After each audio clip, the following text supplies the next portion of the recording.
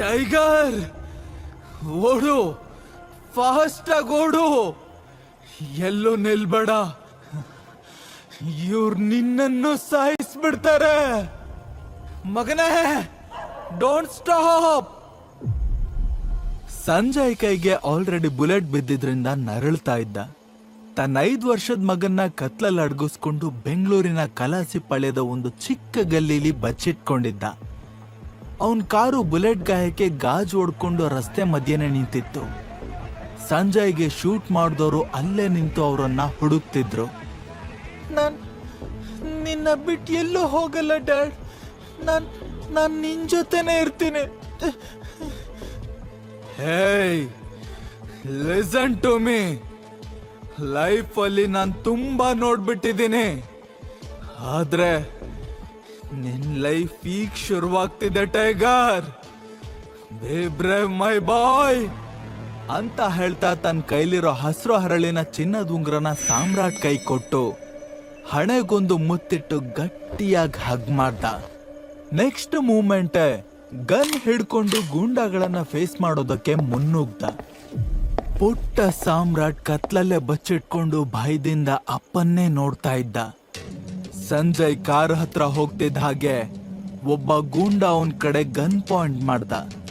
ಅಷ್ಟೇ, ಒಂದೇ ಸಮ ಸಂಜಯ್ ಮೇಲೆ 3 ಬುಲೆಟ್ ಫೈರ್ ಆದ್ವು.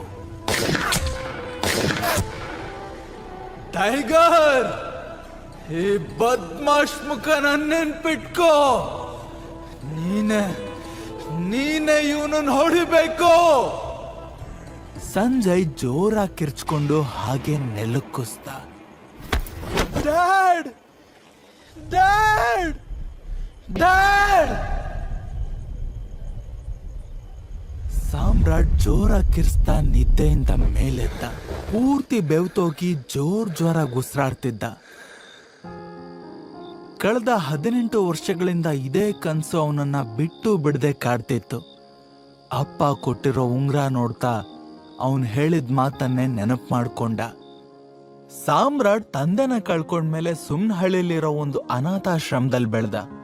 18 ವರ್ಷ ಆದ್ಮೇಲೆ ಅಲ್ಲಿಂದ ಹೊರಗಡೆ ಬಂದು ಡೆಲಿವರಿ ಬಾಯ್ ಆಗಿ ಕೆಲ್ಸಕ್ಕೆ ಸೇರ್ಕೋಬೇಕಾಯ್ತು. ಇಷ್ಟ ಇಲ್ದೇ ಇದ್ರು ಬೆಂಗಳೂರಲ್ಲಿ ಜೀವನ ಮಾಡ್ಬೇಕು ಅಂದ್ರೆ ಇದು ಅನಿವಾರ್ಯ ಆಗಿತ್ತು. ಈ ಎಲ್ಲಾ ಬೇಜಾರ್ ನಡುವೆ ಅವನಿಗಿದ್ದ ಒಂದೇ ಒಂದು ಖುಷಿ ಅಂದ್ರೆ ಅವನ ಗರ್ಲ್ ಫ್ರೆಂಡ್ ವೈಭವಿ. ಇವತ್ತು ಅವಳು ಬರ್ತಾಳೆ.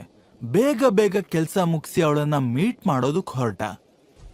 ಆನ್ ದ ವೇ ಯಾವಾಗ್ಲೂ ಹೋಗೋ ಬೇಕ್ರಿಗೆ ಹೋಗಿ, ಅಣ್ಣ ಇದೆಷ್ಟು? ದೊಡ್ಡ ಕೇಕ್ ಕಡೆ ಕೈ ತೋರಿಸಿ ಕೇಳ್ದ. ಅಪ್ಪ ಕಂಜೂಸು, ಸುಮ್ನೆ ಬಿಲ್ಡಪ್ ಕೊಡ್ಬೇಡ. ನೀನ್ ತಗೊಳ್ಳೋದು ಸಿಂಗಲ್ ಪೀಸ್ ಕೇಕ್ನ ಅಂತ ಗೊತ್ತು ನನಗೆ. 60 ರೂಪಾಯಿ ಏನ್ ಪಾರ್ಸಲ್ಲ? ಸದ್ಯಕ್ಕೆ 60 ಸಾಕಣ. 10-100 ರೂಪಾಯಿ ಉಳಿಸಿದ್ರೆ ನನ್ನ ಹುಡುಗಿ ಆಸೆ ಪಟ್ಟಂಗೆ ಬೆಂಗಳೂರಲ್ಲಿ ಒಂದು ಮನೆ ತಗೋಬಹುದು. ಸಿಂಗಲ್ ರೂಪಾಯಿ ಮ್ಯಾಟರ್ಸ್ ರಾಜಣ್ಣ ಅಂತ ನಕ್ಕು ಖುಷಿಯಿಂದಲೇ ಪಾರ್ಸಲ್ ತಗೊಂಡ.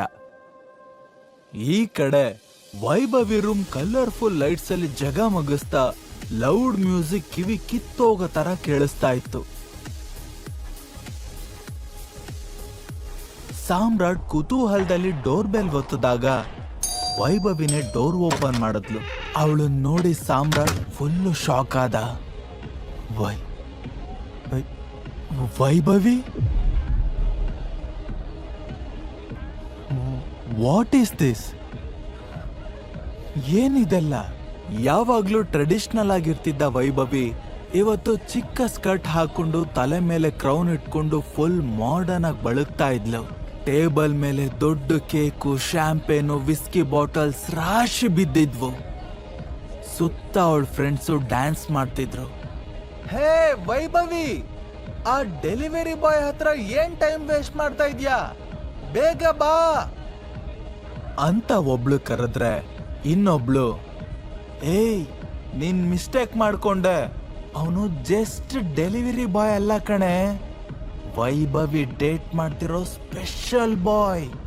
OMG, ನೀನ್ ಯಾವಾಗ ಇಷ್ಟೊಂದು ಚೀಪ್ ಆದೆ ವೈಭವಿ? ಸಾಮ್ರಾಟ್ಗೆ ಸಿಕ್ಕಾಪಟ್ಟೆ ಅವಮಾನ ಆಗೋಯ್ತು. ವೈಭವಿ ಒಂದ್ ಮಾತು ಆಡದೆ ಸುಮ್ಮನೆ ನಿಂತಿದ್ಲು. ಅಷ್ಟರಲ್ಲಿ ಹಿಂದೆಯಿಂದ ಹ್ಯಾಪಿ ಬರ್ಡೇ ಡಾರ್ಲಿಂಗ್. ಸಾಮ್ರಾಟ್ ಹಿಂದೆ ತಿರುಗಿ ನೋಡಿದಾಗ ಸೂಟು ಬೂಟು ಹಾಕೊಂಡು ಜಗನ್ ನಿಂತಿದ್ದ. ಅವನು ದೊಡ್ಡ ಬಿಸ್ನೆಸ್ ಮ್ಯಾನ್ ಮಗ ಆಗಿದ್ರಿಂದ ಎಲ್ರಿಗೂ ಪರಿಚಯ ಆಯ್ತು. ಯಾವಾಗ್ಲೂ ವೈಭವಿ ಹಿಂದೆನೆ ಸುತ್ತುತ್ತಿದ್ರಿಂದ ಸಾಮ್ರಾಟ್ಗೆ ಅವನನ್ನ ನೋಡಿದ್ರೇನೆ ಇರಿಟೇಟ್ ಆಗ್ತಿತ್ತು. ಕಾಸ್ಟ್ಲಿ ಗಿಫ್ಟ್ ಬಾಕ್ಸ್ ಹಿಡ್ಕೊಂಡಿರೋ ಜಗನ್ ಮುಂದೆ ಒಂದೇ ಒಂದು ಕೇಕ್ ಪೀಸ್ ತಂದಿರೋ ಸಾಮ್ರಾಟ್ ಕಾಮಿಡಿ ಪೀಸ್ ತರ ಕಾಣ್ತಿದ್ದ. ಜಗನ್ ನಗ್ತಾ ಸಾಮ್ರಾಟ್ನ ಸೈಡ್ ತಳ್ಳಿ ವೈಭವಿಗೆ ಗಿಫ್ಟ್ ಕೊಟ್ಟು ಟೈಟ್ ಆಗಿ ಹಗ್ ಮಾಡ್ದ. ಸಾಮ್ರಾಟ್ಗೆ ಕೋಪ ಸರ್ರಂತ ನೆತ್ತಿಗೇರ್ತು. ವೈಭವಿ ಫ್ರೆಂಡ್ಸ್ ಕಡೆ ತಿರ್ಗಿ, ಗರ್ಲ್ಸ್, ನಾನೇನು ನನ್ನ ಸ್ಟ್ಯಾಂಡರ್ಡ್ಸ್ ಏನು ಅಂತ ಇವಾಗ್ಲಾದ್ರೂ ಗೊತ್ತಾಯ್ತಾ ಅಂತ ಹೇಳಿ ಅಹಂಕಾರದಿಂದ, ಸಾಮ್ರಾಟ್ ಗೆಟ್ ಔಟ್ ಅಂತ ಹೇಳೋವರೆಗೂ ಇಲ್ಲೇ ಇರ್ತೀಯಾ ಅಂದ್ಬಿಟ್ಲು. How can you do this to me? Samrat ಇದನ್ನ ಎಕ್ಸ್ಪೆಕ್ಟ್ ಮಾಡಿರ್ಲಿಲ್ಲ. ಜಗನ್ ನಗ್ತಾ ವೈಭವಿ ಕೆನ್ನೆಗೆ ಮುತ್ಕೊಟ್ಟು, ಇನ್ನೇನು ನಿನ್ನಂತ ಬಿಕಾರಿ ಜೊತೆ ಇವಳು ಲೈಫ್ ಲಾಂಗ್ ಈ ತರ ಸಿಂಗಲ್ ಪೀಸ್ ಕೇಕ್ ತಿನ್ಕೊಂಡೆ ಬದುಕ್ಬೇಕಾ ಅಂತ ಅವಮಾನ ಮಾಡ್ದ. ಸಾಮ್ರಾಟ್ ಕಣ್ಣಂಚು ಒದ್ದೆ ಆಗ್ತಿತ್ತು. ಕೋಪ ತಡ್ಕೊಳಕ್ಕಾಗ್ಲಿಲ್ಲ. ಕೈಲಿದ್ದ ಕೇಕ್ನ ಬಿಸಾಕಿ ಮುಷ್ಟಿ ಕಟ್ಟಿ ಜಗನ್ ಮುಖಕ್ಕೆ ಚಕ್ ಅಂತ ಒಂದ್ ಪಂಚ್ ಮಾಡೇ ಬಿಟ್ಟ. ಮೂಗಿಂದ ಬರ್ತಿರೋ ರಕ್ತನ ಜಗನ್ ಒರೆಸ್ಕೋತಾ, hey bastard, I will finish you ಅಂತ ಅಟ್ಯಾಕ್ ಮಾಡೋಕ್ ಹೋದ. ಬಟ್ ಸಾಮ್ರಾಟ್ ಕೊಟ್ಟ ಇನ್ನೊಂದು ಪಂಚ್ಗೆ ಅವನೇ ಪಂಚರ್ ಆಗೋದ. ವೈಭವಿ ಕಡೆ ತಿರುಗಿ ಸಾಮ್ರಾಟ್ ಆಕ್ರೋಶದಲ್ಲಿ, ತುಂಬಾ ದೊಡ್ಡ ತಪ್ಪು ಮಾಡ್ತಾ ಇದ್ಯಾ ವೈಭವಿ, ಇದಕ್ ನೀನ್ ರಿಗ್ರೆಟ್ ಮಾಡೇ ಮಾಡ್ತೀಯಾ, ಅವತ್ ನಾನ್ ಮಾತಾಡ್ತೀನಿ ಅಂತಂದು ಅಲ್ಲಿಂದ ಹೊರಟ್ಬಿಟ್ಟ. ಇವಾಗ ಅವನ್ಗೆ ನಿಜವಾಗ್ಲೂ ತಾನು ಅನಾಥ ಅನ್ನೋ ಫೀಲ್ ಕಾಡೋದಕ್ ಶುರುವಾಯ್ತು. ಆ ಸಿಟ್ಟು ಹತಾಶೆಲಿ ಬಾರಿಗೆ ಹೋದ. ನೋವು ತಣಿಯೋವರೆಗೂ ಕುಡ್ದು ಕೈಲಿದ್ದ ಬಾಟಲ್ನ ಕೋಪದಲ್ಲಿ ಒಡೆದು ಹಾಕ್ತಾ ಫುಲ್ಲು ಟೈಟ್ ಆಗಿ ಓಲಾಡ್ಕೊಂಡು ಫುಟ್ಪಾತಲ್ಲಿ ಬ್ಯಾಲೆನ್ಸ್ ತಪ್ಪಿ ದಡಾರ್ ಅಂತ ಬಿದ್ದೋದ. ಆದ್ರೆ ಇಲ್ಲಿಗೆ ಎಲ್ಲ ಮುಗಿಲಿಲ್ಲ. At the same time young business man Suraj car ಅದೇ ರೋಡಲ್ಲಿ ಬರ್ತಿತ್ತು. ಸಿಕ್ಕಾಪಟ್ಟೆ ಟೆನ್ಷನ್ ಅಲ್ಲಿ ಡ್ರೈವ್ ಮಾಡ್ತಾ ಫಾಸ್ಟ್ ಆಗಿ ಬರ್ತಿದ್ದ. ತಾತ ಶ್ರೀಕಂಠ ದತ್ ಕಟ್ಟಿದ ಕೊಂಡದ ಮನೆ ಸಾಮ್ರಾಜ್ಯಕ್ಕೆ ತಾನೇ ವಾರಸ್ದಾರ ಆಗ್ಬೇಕು ಅನ್ನೋ ಆಸೆ ಇರೋ ಸೂರಜ್ಗೆ ಅವನ ತಂಗಿ ಸಾನ್ಯಾ ಬಿಸಿ ತುಪ್ಪ ಆಗಿದ್ಲು. ತಾತನ್ ಪ್ರಕಾರ ಬಿಸ್ನೆಸ್ ನಡ್ಸೋಕೆ ಸೂರಜ್ಗಿಂತ ಸಾನ್ಯಾನೇ ಕೇಪಬಲ್ ಆಗಿದ್ಲು. ಸೂರಜ್ ಯಾವಾಗ್ಲೂ ತಾನೇ ಗ್ರೇಟ್ ಅಂತ ಪ್ರೂವ್ ಮಾಡ್ಕೊಳ್ಳೋದಕ್ಕೆ ಸರ್ಕಸ್ ಮಾಡ್ತಾನೆ ಇರ್ತಿದ್ದ. ಈಗ್ಲೂ ಕೂಡ ಸಾನ್ಯಾನ ಮಟ್ಟ ಹಾಕೋದಕ್ಕೆ ಅಂತ ಒಂದು ಕೆಟ್ಟ ಪ್ಲಾನ್ ಮಾಡ್ಕೊಂಡು ಹೊರಟಿದ್ದ. ಸಡನ್ ಆಗಿ ಕಾರ್ ನಿಲ್ಸಿ ರೋಡ್ ಮಧ್ಯದಲ್ಲಿ ಬಿದ್ದಿರೋ ಸಾಮ್ರಾಟ್ ಕಡೆ ನೋಡ್ದ. ಅವನ್ ತಲೆಗೆ ಒಂದು ಹುಚ್ಚು ಐಡಿಯಾ ಬಂತು.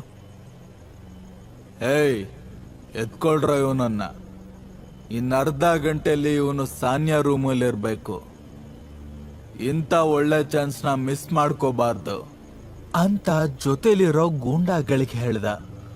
ಒಂದೇ ನಿಮಿಷದಲ್ಲಿ ಗೂಂಡಾಗಳು ಸಾಮ್ರಾಟ್ನ ಎತ್ತಾಕೊಂಡು ಹೊರಟ್ರು. ಸ್ವಲ್ಪ ಹೊತ್ತಲ್ಲಿ ಕಾರು 7 ಸ್ಟಾರ್ ಹೋಟೆಲ್ ಮುಂದೆ ಸ್ಟಾಪ್ ಆಯ್ತು. ಸೂರಜ್ ಕಾರ್ ಇಳಿತಾ, ಏಯ್, ರೂಮ್ ನಂಬರ್ ಗೊತ್ತು ತಾನೆ, 409, ಇವನ್ ಬಟ್ಟೆ ಬಿಚ್ ಮಲ್ಗಿಸಿ ಅಂದ. ಗೂಂಡಾಗಳು ಸಾಮ್ರಾಟ್ನ ಎತ್ಕೊಂಡು ಹೋಗಿ 409 ರೂಮಲ್ಲಿ ಮಲ್ಗಿಸಿದ್ರು. ಅಲ್ಲೇ ಪಕ್ಕದಲ್ಲಿ ಸೂರಜ್ ತಂಗಿ ಸಾನ್ಯಾನು ಮಲ್ಗಿದ್ಲು. ಬೆಳಿಗ್ಗೆ ಸಾಮ್ರಾಟ್ ನಿದ್ದೆಗಣ್ಣಲ್ಲಿ ಸೈಡಿಗೆ ಟರ್ನ್ ಆದಾಗ ಸಾಫ್ಟ್ ಕೈ ಟಚ್ ಆಗ್ತಿರೋ ಹಾಗೆ ಫೀಲ್ ಆಯ್ತು. ಕರೆಂಟ್ ಶಾಕ್ ಹೊಡೆದಾಗೆ ಕಣ್ಬಿಟ್ಟ. ಅವನ್ ಪಕ್ಕ ಒಬ್ಳು ಬ್ಯೂಟಿಫುಲ್ ಹುಡುಗಿ ಮಲ್ಗಿದ್ಲು. ಗಾಬರಿಯಾಗಿ ಎತ್ ಕೂತ್ಕೊಂಡ್ರೆ ಅವನ್ ಮೈ ಮೇಲೆ ಶರ್ಟು ಪ್ಯಾಂಟೇ ಇರ್ಲಿಲ್ಲ. ಅವನ್ಗೆ ಏನ್ ಮಾಡ್ಬೇಕು ಅಂತ ಗೊತ್ತಾಗ್ದೆ ಕನ್ಫ್ಯೂಷನ್ ಅಲ್ಲಿ ಒದ್ದಾಡ್ತಿದ್ದಾಗ ಸಾನ್ಯಾ ಕೂಡ ಎಚ್ಚರ ಆದ್ಲು. ಅವಳಿಗೆ ಏನೇನು ಅರ್ಥ ಆಗ್ಲಿಲ್ಲ. ಒಂದೇ ಸಲ ಚಂಡಮಾರುತ ಬಂದು ಮುಖಕ್ಕೆ ಅಪ್ಪಳಿಸ್ದಂಗಾಯ್ತು. ಸರ್ರಂತ ಸಿಟ್ಟು ನೆತ್ತಿಗೇರಿ ಸಾಮ್ರಾಟ್ ಕಪಾಳಕ್ಕೆ ಎತ್ತಿ ಬಾರಿಸೇ ಬಿಟ್ಲು.